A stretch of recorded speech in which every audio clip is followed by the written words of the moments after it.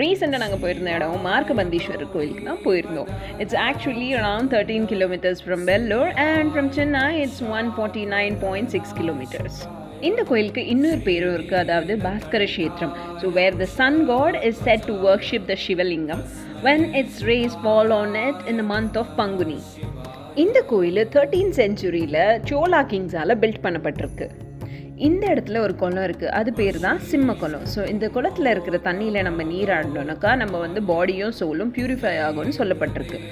வேலூரில் ரொம்ப பெரிய கோயில்னு பார்த்தீங்கன்னாக்கா, நான் கோட்டை கோயில் தான் இத்தனை நாள் நினச்சிட்டு இருந்தேன். ஆனால் இந்த மார்க்கபந்தீஸ்வரர் கோயில் செம்ம பெருசாக இருக்குதுங்க.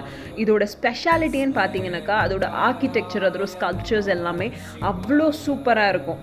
இந்த கோயிலில் இன்னொரு அதிசயமான விஷயம், இந்த 1300 வருஷம் பழமையான இந்த டைம் காட்டுற கல் தாங்க. ஸோ இது மேலே ஒரு குச்சி வச்சோனாக்கா நம்மளுக்கு அந்த சூரிய கதிர்கள் அது மேலே விழும்போது நம்மளுக்கு எக்ஸாக்ட் டைம் காட்டும்.